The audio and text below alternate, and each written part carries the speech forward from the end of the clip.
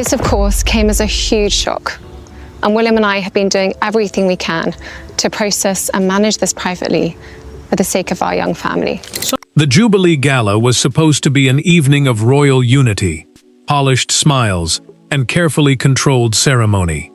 Then Catherine saw something glittering against Camilla's neckline, and everything changed. It was not simply a diamond pendant. Catherine recognized it as a piece deeply associated with Diana, and within moments her composure hardened. Conversations stopped. William noticed. Charles turned. And then Catherine did the unthinkable. She ordered the celebration halted before the entire room could pretend nothing had happened. Before we go deeper into what this really means for the royal family, make sure to subscribe so you don't miss a single update. Catherine had entered the Jubilee Gala expecting ceremony, not confrontation. The event brought senior royals, trusted courtiers, Commonwealth representatives, and selected guests together under one roof, all watching for unity. A Jubilee Gala, in plain terms, is a formal celebration marking a major royal anniversary or period of service. Yet stability vanished the moment she focused on Camilla's pendant. She had seen that diamond setting before, and recognition struck with the force of memory.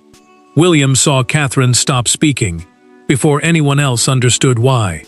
The prince moved closer, watching her expression change from polite attention to controlled disbelief. Diana's name had not yet been spoken, but it was already present between them. Catherine knew the pendant from records connected to Diana's private jewels, pieces treated differently from ceremonial items belonging to the crown. That distinction mattered, because private jewelry carries family ownership and emotional history.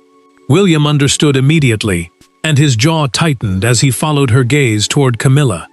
Camilla remained composed until Catherine approached. Then the queen consort's face hardened, and one hand rose toward the pendant, as though instinctively guarding it.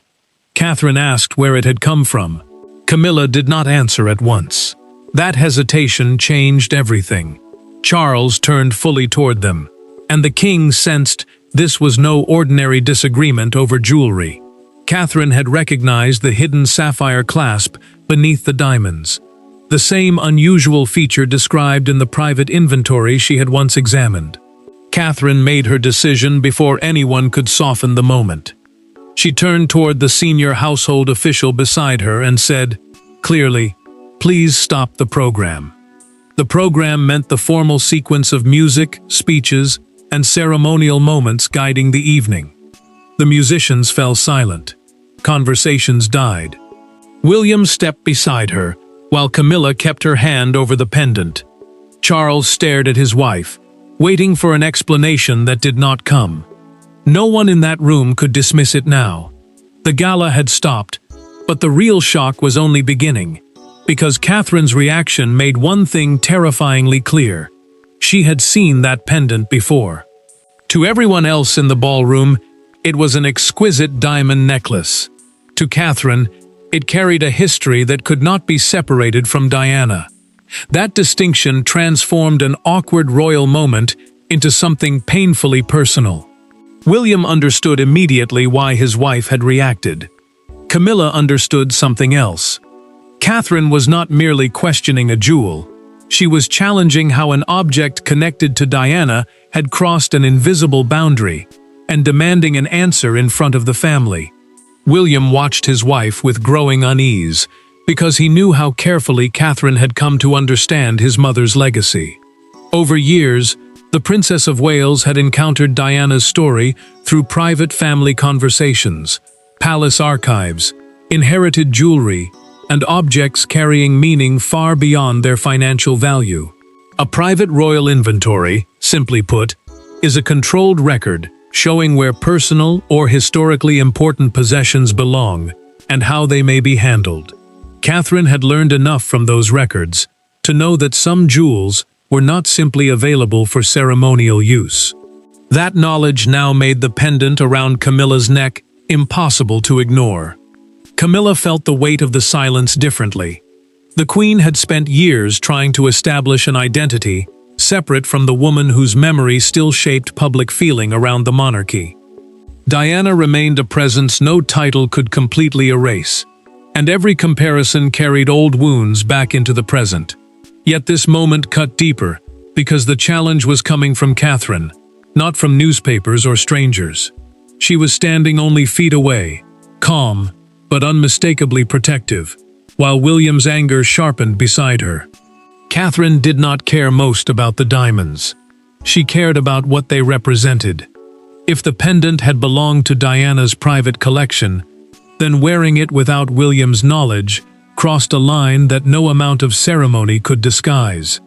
The prince felt the same conclusion forming. His mother's possessions were not props to be moved through royal life without consequence, and seeing one appear during a celebration of unity made the contradiction almost unbearable. Charles sensed the tension before anyone spoke again. The king stepped closer to Camilla and lowered his voice. "Where did you get it?" The queen consort did not answer him immediately. Instead, she glanced toward Catherine. It lasted only seconds, but William saw it, and that hesitation carried more force than any denial could have. Catherine remembered something then, a line from a private inventory describing the pendant separately from crown property. Crown property means jewels held for the monarchy's official use, rather than belonging personally to one family member. If her memory was correct, Camilla might never have had an automatic ceremonial right to wear it at all. William finally understood why Catherine had been so certain. She was not relying on emotion alone. Somewhere inside the palace existed a record capable of proving exactly where Diana's pendant belonged. To understand why Camilla's hesitation mattered so much, the family would have to return to an earlier moment, one that had quietly set this confrontation in motion. Months before the Jubilee Gala, Catherine had encountered the pendant under completely different circumstances. There had been no confrontation, no ballroom silence, no public humiliation, only a quiet Windsor archive room, an old inventory entry, and one detail she never forgot. At the time, it seemed insignificant. Now it became the key to everything. Because the document Catherine had once examined did not describe Diana's pendant as an unrestricted royal jewel. It placed it inside a far more personal category. Catherine had been reviewing historical jewelry records while preparing material connected to a commemorative exhibition honoring Diana's charitable legacy. The Princess of Wales knew that royal jewels do not all belong to the same category. Some are crown holdings used for official purposes, some belong personally to the sovereign, others are heirlooms attached to specific roles, and some remain private family property. That distinction mattered, because private pieces cannot simply be treated like decorations waiting in a vault for the next ceremony. William had already spoken to Catherine about that difference. The prince had told her during a private conversation that his mother's personal possessions carried memories no official inventory could fully measure. He did not want Diana's jewelry reduced to convenient symbols, pulled out whenever the palace needed sentiment or spectacle. Catherine remembered the weight in his voice. She understood that protecting those pieces was not about ownership alone. For him, it was about dignity. Catherine reached the page that changed everything 6 months before the gala. She opened an inventory folder and found Diana's diamond pendant listed beside the words, "Private Family Allocation, Restricted Release." An inventory folder is simply an official record tracking where valuable items are kept, how they are classified, and who may access them. She closed the folder, hesitated, then opened it again. The wording bothered her enough that she read it twice before asking the archivist, "Who can authorize this piece?" The archivist answered through a documented account prepared for the exhibition review. Restricted release meant the pendant could not simply be selected for ceremonial wear. Authorization had to come through the family line connected to Diana's private allocation, with its movement properly recorded before leaving secure custody. Catherine felt something shift inside her. This was not a technical detail anymore. It was a boundary. William listened when she later mentioned the entry, and the future king repeated his position clearly. Diana's private possessions should remain protected, unless the family deliberately agreed otherwise. Catherine never forgot that exchange. Neither of them imagined it would matter 6 months later. Now everything connected. If Camilla was wearing that exact pendant at the Jubilee Gala, only 2 possibilities remained. Someone had quietly authorized its release, without William knowing, or someone had bypassed the restriction entirely. 6 months later, standing inside that suddenly silent celebration, Catherine finally understood why her forgotten question had mattered. And she was ready to ask it again, this time directly to Camilla. The music had stopped, but no one dared move. Catherine crossed the shortened distance between herself and Camilla, with William only a step behind her. Charles remained frozen near the head of the room. Then came the question everyone feared. Who authorized the pendant? Camilla tried to lower the temperature. Catherine did the opposite. She asked for the jewel to be removed until its ownership could be established. And suddenly, decades of royal history were standing between 2 women. Charles reacted first. The king quietly instructed senior guests to move away, while trusted aides remained close enough to respond if needed, then suggested the family continue the discussion in an adjoining room. The gala program, the planned order of speeches, music, and formal moments, remained suspended. That mattered because every passing second increased the risk that a private family dispute would become impossible to contain. Yet Catherine refused to let privacy become an excuse for delay. She wanted one answer before anyone moved. Catherine looked directly at Camilla and asked, "Who gave you permission?" The Princess of Wales kept her voice controlled, but the anger beneath it was unmistakable. She explained that if the pendant belonged to Diana's private collection, then wearing it without clear authorization was more than a mistake in procedure. William was standing only a few feet away, watching something linked to his mother become the center of a royal celebration without his knowledge. For him, Catherine said, that crossed an emotional boundary no palace rule could erase. Camilla stiffened immediately. The Queen Consort insisted that the pendant had been made available through royal collection staff and that she had not taken anything improperly. Royal collection staff are the officials responsible for caring for, recording, and arranging access to historically important objects used by the household. But when Catherine asked who had actually approved the release, Camilla did not give a name. Instead, she said she had been told everything was cleared. The answer only deepened the silence. William stepped forward before Charles could intervene again. "I gave no permission." The prince spoke without raising his voice, but the sentence landed with brutal force. Any possibility that Diana's eldest son had knowingly approved the pendant's use disappeared instantly. Camilla looked toward him, then back at Catherine. Charles now understood that emotion alone could not settle this. Someone inside the palace had physically authorized the jewel's movement from controlled storage, and that person had to be identified. Catherine finally gestured toward the pendant. "Until we know how it came into this room, it should not remain around your neck." Camilla slowly lifted a hand toward the clasp. For one suspended second, it appeared she would remove it. Then she stopped. That unfinished gesture changed the entire battle. The question was no longer simply why Camilla had worn Diana's pendant. Now the family needed to know who had allowed her to obtain it. And the chain of authority behind that answer threatened to pull the crisis even deeper into the palace. Charles had spent the first minutes trying to protect the evening. Now he changed completely.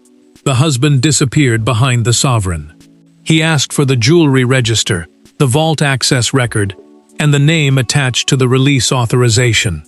Camilla watched his tone harden. Catherine remained beside William. Nobody raised their voice. They did not need to, because once Charles demanded the paperwork, the question was no longer whether the pendant looked like Diana's, it was who had moved it. Charles understood exactly why the answer mattered. Historically important royal jewelry does not simply pass from one person to another without a record. Custodians track valuable pieces, inventories establish their status, and authorization entries show who approved their release. A vault access record is the formal log showing when a secured item was removed, by whom, and under what authority.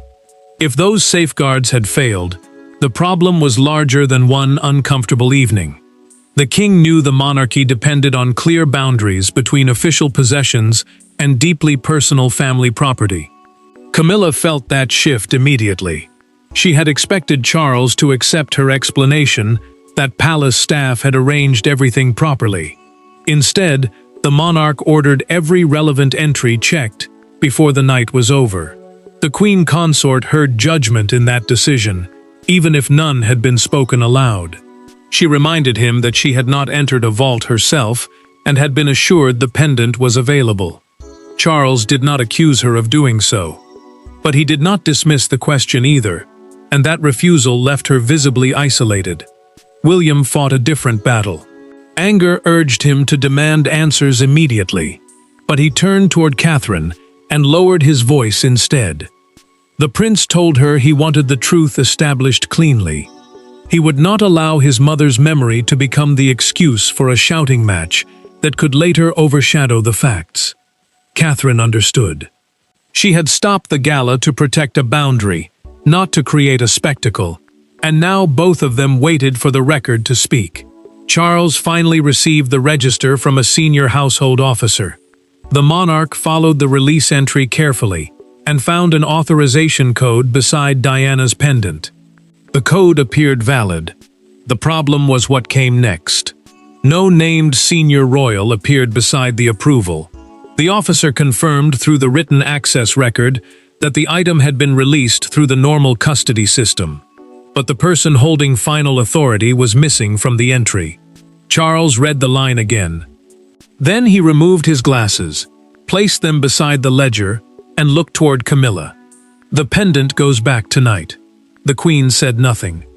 Camilla's expression changed when the officer repeated the authorization code.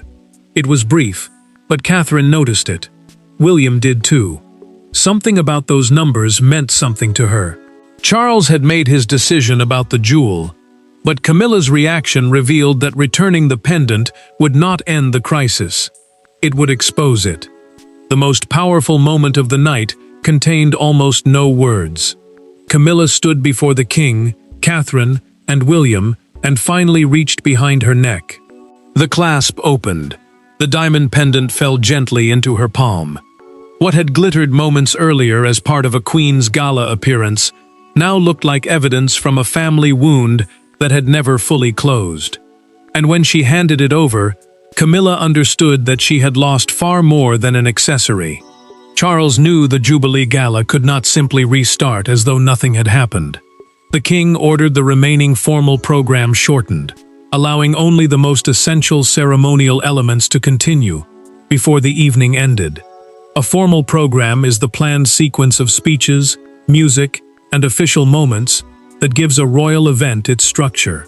Palace staff were also told to secure the pendant immediately and review the full authorization pathway before it could ever be considered for another appearance.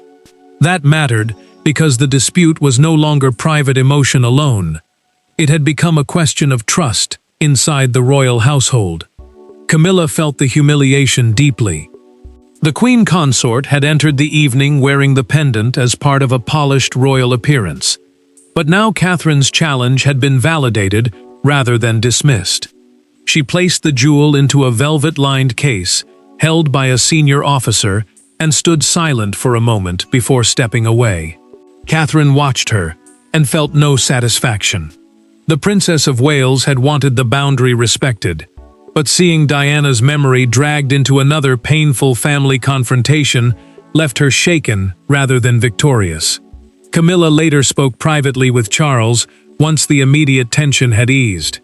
In a recorded palace account of that conversation, she admitted that several weeks earlier she had asked an aide whether Diana's pendant might be available for the Jubilee evening. She insisted she had been told the necessary clearance had already been obtained. Charles listened without interrupting.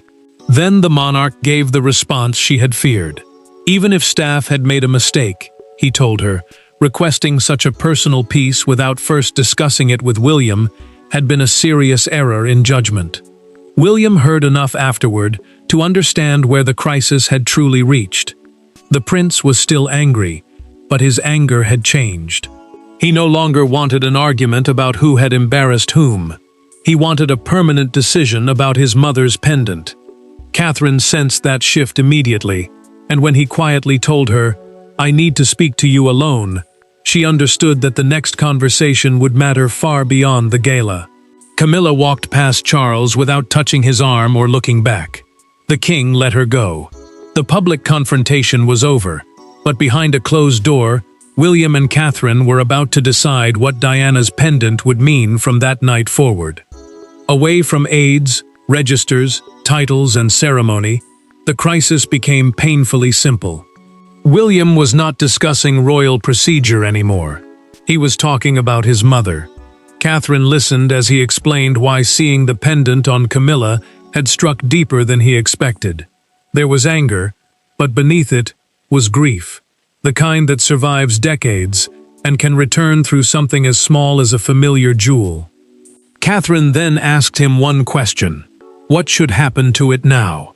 William sat with Catherine after the shortened gala, with no aides nearby and no palace official ready to soften difficult words. The prince finally had space to think beyond the immediate shock. The pendant had already been secured, which meant there was no longer an urgent decision about removing it or protecting the room from another confrontation. Now the question was permanent. What should happen to a piece tied so closely to Diana when every appearance risked turning memory into conflict? William admitted what had been troubling him most.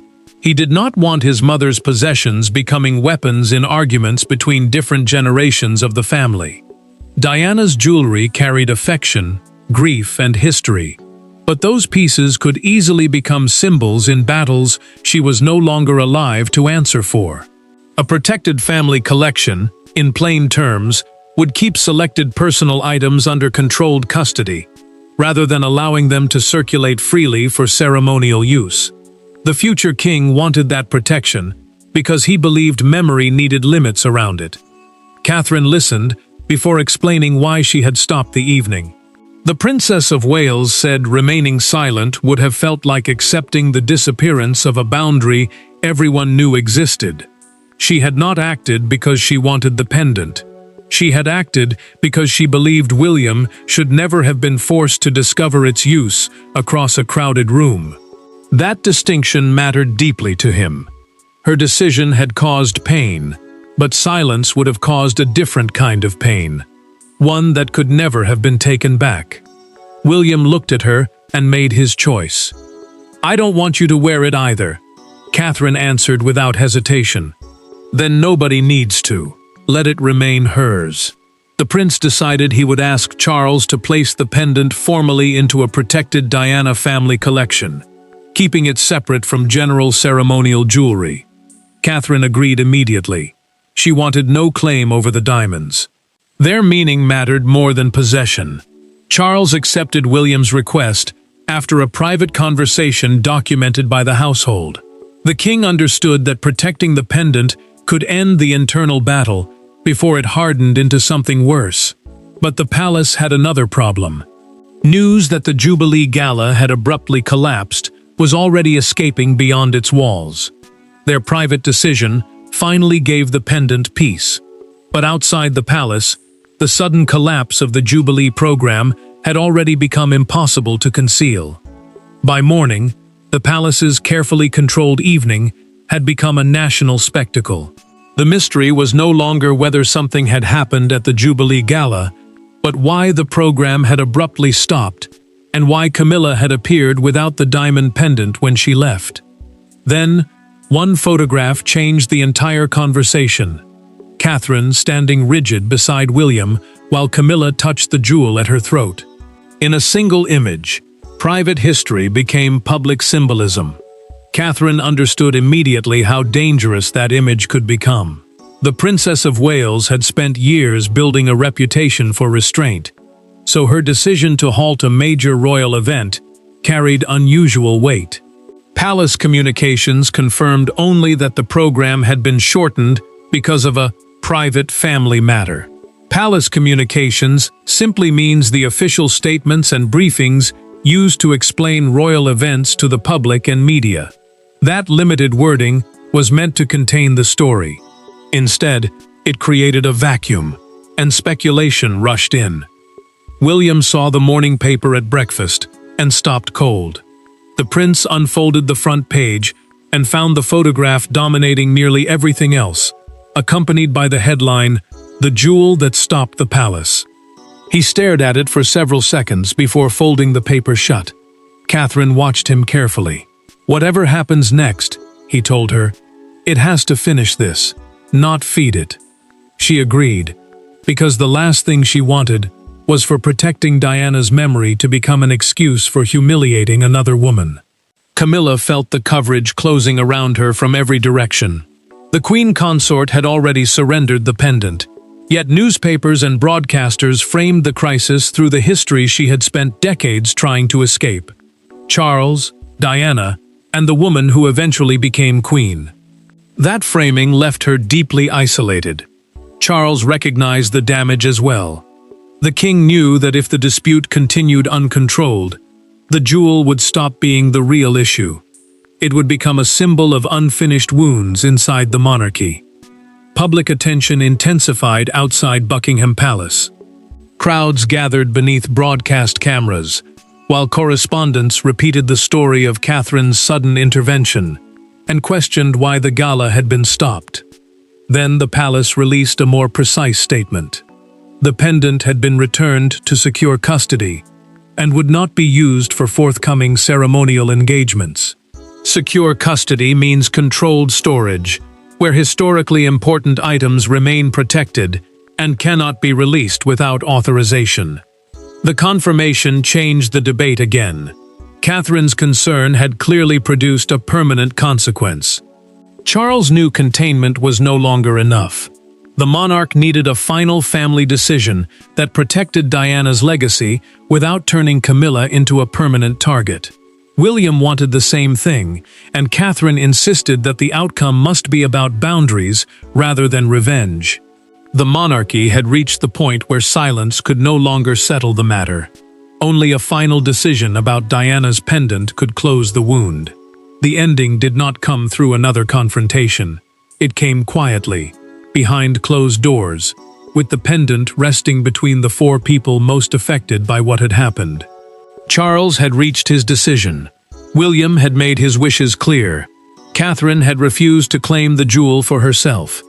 And Camilla, after one of the most humiliating evenings of her royal life, faced the consequence directly. Diana's pendant would never again be treated as an ordinary piece of ceremonial jewelry. Its place had finally been settled. Charles spoke first because the responsibility now rested with him. The king approved William's request that the pendant be removed from general ceremonial circulation and preserved inside a protected collection associated specifically with Diana's personal legacy. General ceremonial circulation means the normal system through which suitable royal jewels may be selected for official appearances. This piece would no longer move through that system. The decision mattered because it protected more than diamonds. It created a firm boundary around an object carrying private family memory. Camilla accepted the decision without resistance. The queen consort acknowledged during the private family conversation that she had believed proper permission had been arranged, but she also admitted she had failed to understand how deeply wearing the pendant would affect William and Catherine. The prince listened without interrupting. He did not demand an apology in public, and he did not ask Charles to punish her. For him, the point had never been revenge. It was ensuring that his mother's possessions could not become tools in another cycle of comparison and resentment. Catherine then addressed Camilla directly. The Princess of Wales explained that stopping the gala had never been meant to humiliate her. She had acted because continuing as though nothing was wrong would have made an emotional boundary disappear in real time. The Queen heard the distinction. Catherine was not claiming victory over her. She was insisting that respect sometimes requires someone to stop the room before damage becomes permanent. Charles accepted his own share of responsibility. The monarch admitted that the family's rules around Diana's private possessions had been allowed to remain too unclear, and ordered a broader review so similar confusion could not happen again. A protected collection, in simple terms, keeps designated personal items under controlled custody, with stricter limits on who can authorize their use. William agreed. Clarity, not punishment, was what he wanted. William finally reached for the case containing the pendant and closed the lid himself. Catherine remained beside him. Camilla watched in silence. Charles gave the final instruction that the jewel be preserved under Diana's name. The Jubilee Gala had begun as a celebration of royal continuity, but it ended by drawing a boundary the family could no longer ignore. Diana's memory would be preserved.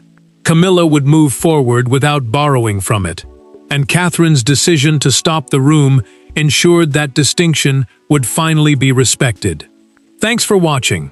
Please don't forget to like and subscribe, and we will see you in next one.